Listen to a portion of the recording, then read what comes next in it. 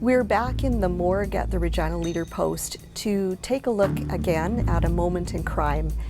For this month's episode, we're going to go back to 1986 to a shooting that happened on a downtown Regina street. It involved bikers, rival gangs, and what was very intriguing about it is it also gave rise to a cold case that still hasn't been solved.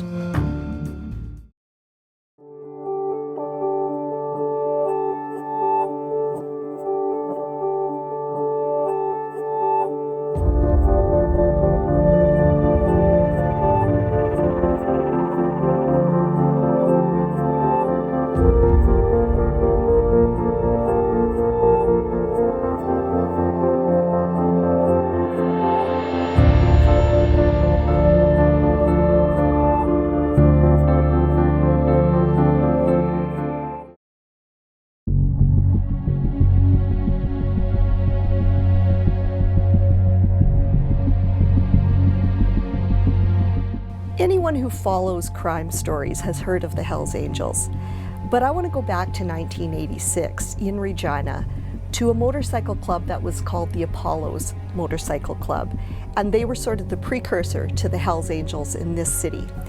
And back in 1986, in June in particular, there was a fellow named Stephen Sayer, and he'd had sort of some run-ins with some members of the Apollos. One of those run-ins actually involved him smashing a bottle of whiskey over a motorcycle, and that didn't sit well with some of the members. There was kind of an arrangement made. Someone went to kind of keep track of Stephen to see where he was going to be.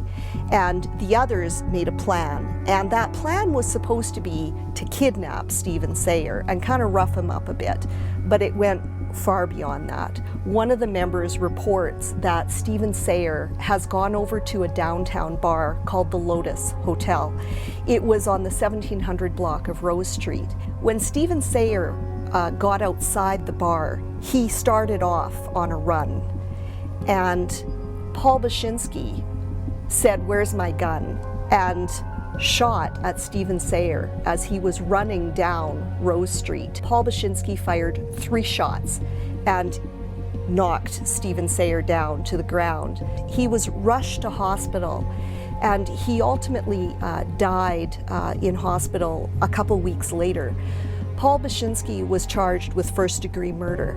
Now, in March 1987, Paul Bashinsky goes on trial. The Crown called several witnesses who had been out on that street and seen Stephen Sayer shot. I mean, this was broad daylight. It was a summer evening around 9 o'clock. One of those people was a woman named Theodra LaValle. Theodra took the stand at the trial. She was there as a Crown witness and testified that she, as with other witnesses, had seen Paul Bashinsky fire the shot that ultimately killed Stephen Sayer.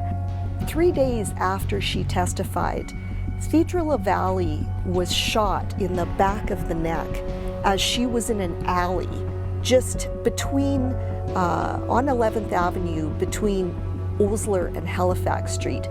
If you know Regina, you'll know that's only about a block from the police station. She was just behind what used to be the Early Hotel and no longer sits there.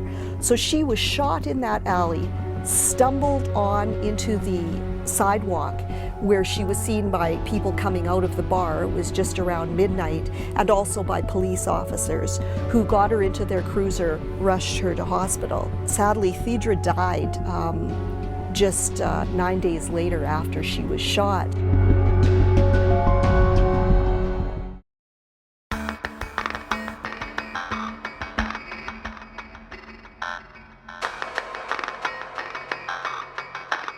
At the end of that trial, Paul Bashinsky was ultimately found guilty by the jury and sentenced to a mandatory life sentence of 25 years before parole eligibility. The end of that trial really marked the start of a new case for Regina police officers, because now they had the unsolved murder of Theodra LaValle. You know, when the police looked at suspects and culprits, they didn't necessarily draw a link to the Paul Bashinsky trial. Theodra had other enemies. About a year before that trial, she was in fact shot another time and still had the bullet in her back. She had been out in Calgary going up the steps of a hotel and was shot in the back. And the person who shot her, she eventually did testify against that person. He was convicted of attempt murder and went to prison, and was in fact in prison at the time. Theodra then was shot this second time in Regina.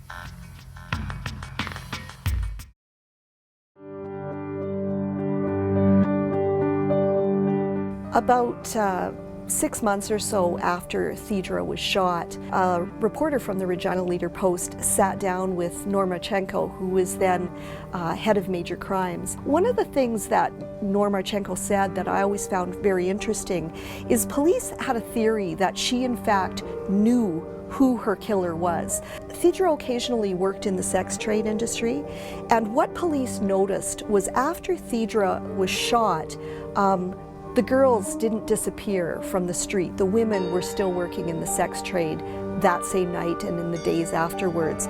And to them, it signified somehow that people knew, and Theodra knew, who had shot her that night. To this day, they've never solved the homicide of Theodra Lavalley, and it remains one of our unsolved cases.